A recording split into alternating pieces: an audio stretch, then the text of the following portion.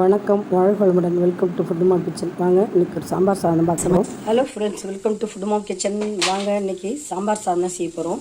ஒரு ஈஸியான மெத்தடில் பேச்சுலர்ஸ் கூட பிகினர்ஸ் கூட ஈஸியாக செய்யக்கூடிய ஒரு சாம்பார் சாதம். இது டக்குன்னு செஞ்சிடலாம், ரொம்ப டேஸ்டியாக இருக்கும். பிசிபேலாபாத் தான். பிசிபேலாபாத்தில் வந்து பட்டை கிராம்பு இந்த இலையெல்லாம் வந்து கொஞ்சம் பவுட்ரு பண்ணி போடுவாங்க. வந்து இதில் வந்து நம்ம கரம் மசாலா ஆட் பண்ணிக்கிறோம், அவ்வளோதான் வித்தியாசம்.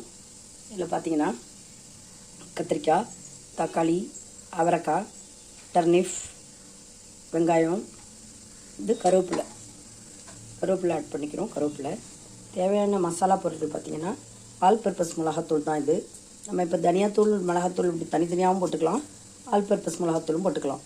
இது கரம் மசாலா ஒரு அரை ஸ்பூன், மஞ்சள்தூள் அரை ஸ்பூன், கடுகு தாளிக்கிறதுக்கு. அப்புறம் பார்த்திங்கன்னா அரிசி, இது சாப்பாட்டு அரிசி தான். இது ஒரு முக்கால், பெரிய அழாக்கு 2 அழாக்கில் முக்கால் அழாக்கு தான் எடுத்திருக்கேன். எப்பயுமே பிசிபேலாபாத் வந்து நிறைய வரும், அதனால் முக்கால் அழாக்கு. பருப்பு வேறு சேர்க்க போகிறோம். இதில் ஒரு முக்கால் அழாக்கு பருப்பு, சிறுபருப்பு முக்கால் அழாக்கு, அரிசி முக்கால் அழாக்கு. இது பெரிய அழாக்கில் முக்கால், ஒரு அழாக்கில் பாதி, ஒரு அழாக்கில் முக்கால்வாசி எடுத்திருக்கேன். இது 2 அழாக்கில் முக்கால்வாசி எடுத்திருக்கேன். இப்போ எண்ணெய் ஆயில் பார்த்திங்கன்னா ஒரு அரை கிண்ணம், இந்த கிண்ணத்தில் ஒரு அரை கிண்ணம், ஒரு 50 கிராம் இருக்கும் எண்ணெய் எடுத்திருக்கேன். நெய் லாஸ்ட்டாக நம்ம ஒரு 2 ஸ்பூன் நெய் விட்டோம்னா ரொம்ப டேஸ்டியாக எம்மியாக இருக்கும். பெருங்காயம், எப்பயுமே பருப்பெல்லாம் சேர்த்து பிசிபேலாபாத் பண்ணும்போது நம்ம பெருங்காயம் கண்டிப்பாக ஆட் பண்ணணும். அதனால் பெருங்காயம் இவ்வளோதாங்க. அதுக்கு தேவையான இன்க்ரீடியன்ஸ். தேவையான அளவு உப்பு நம்ம போட்டுக்கணும். இவ்வளோதான். நம்ம இப்போ பார்க்கலாங்களா? இப்போ நம்ம ஸ்டவ் ஆன் பண்ணி கடாயை வச்சாச்சு, ஆயில் விட்டாச்சு, ஹீட் ஆகட்டும் கொஞ்சம். அதுக்குள்ளே நம்ம அரிசியை வாஷ் பண்ணிட்டு வந்துடலாம். அரிசியும் பருப்பும் நல்லா வாஷ் பண்ணிட்டோம்.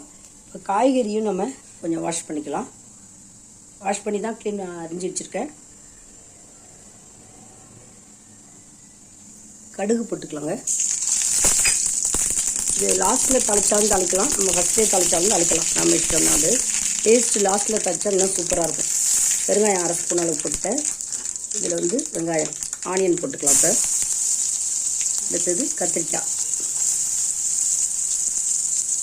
கொஞ்சம் கருவேப்பிலை, டர்னிப்,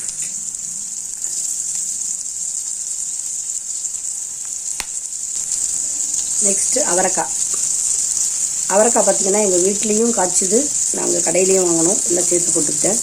தக்காளி, இது பெரிய தக்காளின்றதால நான் ஒரு தக்காளி தான் போட்டிருக்கேன்.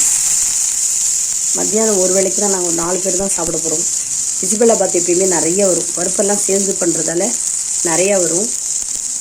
இப்போ நல்லா வதக்கிக்கலாங்க. இப்போ நல்லா வதக்கி விட்டுக்கலாம். ஒரு அளவுக்கு வதங்கட்டும் அது காய்கறியெல்லாம்.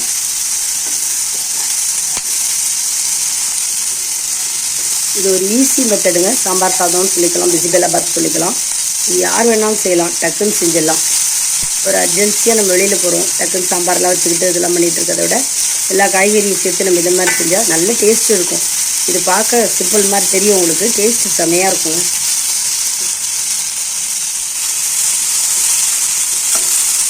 இப்போ நல்லா வதக்கியாச்சு.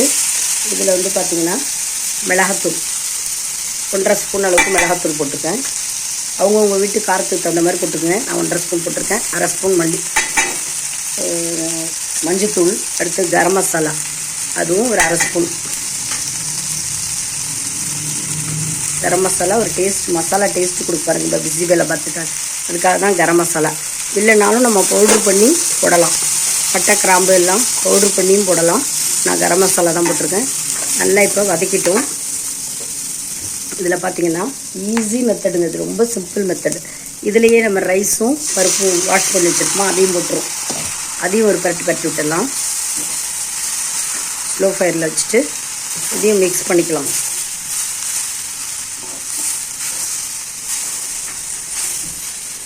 தேவையான அளவு உப்பு போட்டுக்கலாங்க. எவ்வளோ உப்பு தேவையோ அந்த அளவுக்கு உப்பு போட்டுக்கலாம். புளி தண்ணி கொஞ்சம் கரைச்சி ஊற்ற நான் மறந்துட்டேன் சொல்கிறதுக்கு.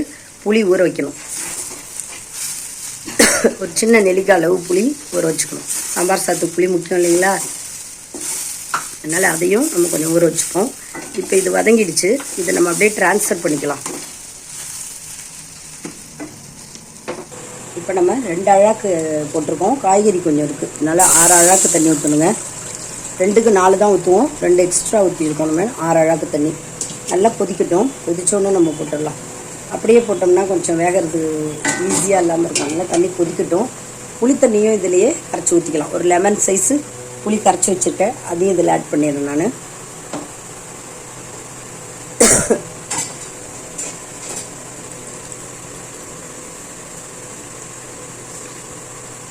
ரொம்ப சிம்பிளாக சொல்லித்தரேன். ரொம்ப பேச்சுலர்ஸு, பிகினர்ஸு, சமையல் தெரியாதவங்க எல்லாருமே ஈஸியாக செய்யக்கூடிய ஒரு மெத்தடுங்க. இப்போ பாருங்கள், நல்லா தண்ணி கொதி வந்துடுச்சு. இப்போ இதை ட்ரான்ஸ்ஃபர் பண்ணிவிடுவோம். நம்ம பேனில் ட்ரான்ஸ்ஃபர் பண்ணி மூடி போட்டு வெயிட் போட்டுடலாங்க. கொஞ்சமாக எண்ணெய் கால் வச்சுருக்கேன், எப்பயுமே நிறைய வைக்க மாட்டேன்.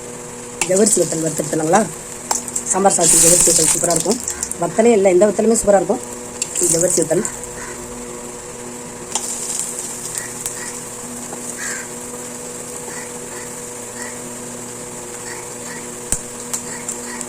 இது நல்லாவும் வேகணும். ஸ்லோ ஃபயர்லேயும் வச்சு எண்ணெய் ஹீட் ஆனோன்னா பார்த்து எடுக்கணுங்க, இல்லைன்னா வெள்ளையும் வேகாது, கலரும் சேஞ்ச் ஆகிடும்.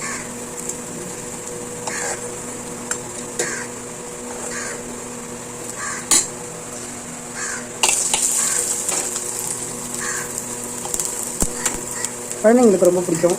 இது கொஞ்சம் எண்ணெய் இழுக்கும், அதனால் பெரியவங்களோட குழந்தைங்களுக்கு தான் கொடுக்கலாம். இதை நம்ம சாப்பிட்றது கொஞ்சம் அவாய்ட் பண்ணணும். இது 1-2 சாப்பிட்லாம், எண்ணெய் இழுக்கும் ஜவ்வரிசி வத்தல் எப்பயும், அதனால் குழந்தைங்களுக்கு கொடுக்கலாம்.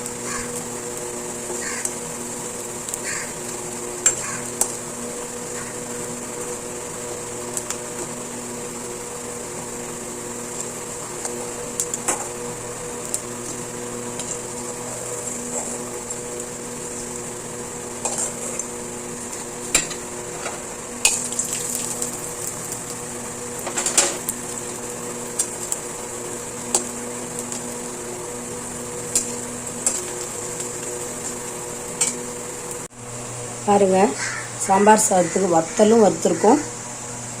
உருளைக்கிழங்கு வந்து நல்ல டீப் ஃப்ரை ஸ்லைஸாக கட் பண்ணிவிட்டு இல்லை ஷாலோ ஃப்ரை பண்ணியிருக்கோம். இதுவும் நல்ல காம்பினேஷன், நல்லாயிருக்கும். இன்னும் மோர் மிளகா வச்சுட்டு சாப்பிட்லாம், ஊறுகாய் வச்சுட்டு சாப்பிட்லாம், ரொம்ப நல்லாயிருக்குங்க. சாதம் வந்து கொதிச்சிட்ருக்கு. ஒரு அரைவேக்காடாக வெந்தவுடனே நம்ம மூடி போட்டு தம்மில் ஒரு 5 நிமிஷம் வச்சு இறக்கணும்னா நம்மளுடைய சாம்பார் சாதம் எம்மியாக சூப்பராக ரெடி ஆகிடுங்க. நம்ம இப்போ குக்கர் மூடி போட்டு வெயிட் போட்டாச்சுங்க. ஒரு 5 மினிட்ஸ் கழிச்சு வந்து பார்ப்போம். சாம்பார் சாதம் ரெடி ஆகிடும். நல்லா ஸ்ட்ரீம் போயிடுச்சு, திறந்துடலாம். பாருங்கள், சூப்பராக எம்மியாக சாம்பார் சாதம் ரெடி ஆகிடுச்சு. இது மேலே ஒரு தாளிப்பு கொடுத்துட்டு கொஞ்சம் நெய் ஊற்றிடலாம். இது மேலே வந்து நம்ம கொஞ்சம் நெய் ஊற்றிடலாம். ஒரு 2 ஸ்பூன் அளவுக்கு நெய் ஊற்றிடுறேன், டேஸ்டியாக இருக்கும். அதே மாதிரி இதில் தாளிப்பு ஒன்று கொடுத்துடலாம். பெருங்காயமும் கடுகும் போட்டு தாளித்து கொட்டிடலாம்.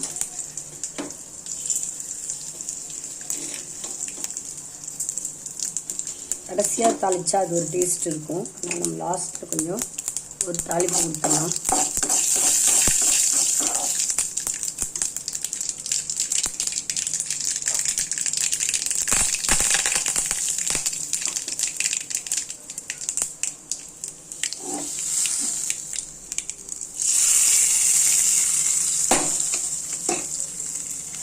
பாருங்கள், சூப்பராக எம்மியாக சாம்பார் சாதம் ரெடி ஆகிடுச்சு. நம்ம நெய்யும் விட்டுட்டோம், நல்லா மேஷ் ஆகிடுச்சு சாம்பார் சாதம்.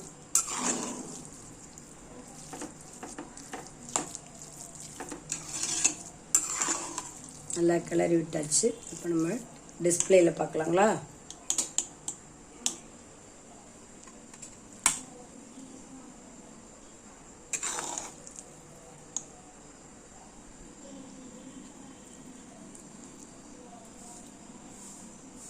சாதம் எம்மியாக ரெடி ஆகிடுச்சு. ஜவ்வரிசி வத்தல் பார்த்திங்கன்னா ஜவ்வரிசி வத்தல் உருளைக்கிழங்கு ஃப்ரை வச்சுருக்கோங்க. ரொம்ப காம்பினேஷன் சூப்பராக இருக்கும். இந்த வீடியோ உங்களுக்கு பிடிச்சதுன்னா லைக் பண்ணுங்கள், கமெண்ட் பண்ணுங்கள், ஷேர் பண்ணுங்கள், மறக்காமல் சப்ஸ்கிரைப் பண்ணுங்கள். Thanks for வாட்சிங்க. நம்ம நெக்ஸ்ட் வீடியோவில் பார்க்கலாங்க. இந்த சாம்பார் சாதம் ரொம்ப ஈஸி, யார் வேணாலும் செய்யலாம். பிகினர்ஸ்லேருந்து பேச்சுலர்ஸ்லேருந்து எல்லாருமே செய்யலாம். ரொம்ப எம்மியாக இருக்கும். செஞ்சு சாப்பிட்டு பார்த்து கமெண்ட்டில் சொல்லுங்கள். Thanks for வாட்சிங்க. நம்ம நெக்ஸ்ட் வீடியோவில் பார்க்கலாம்.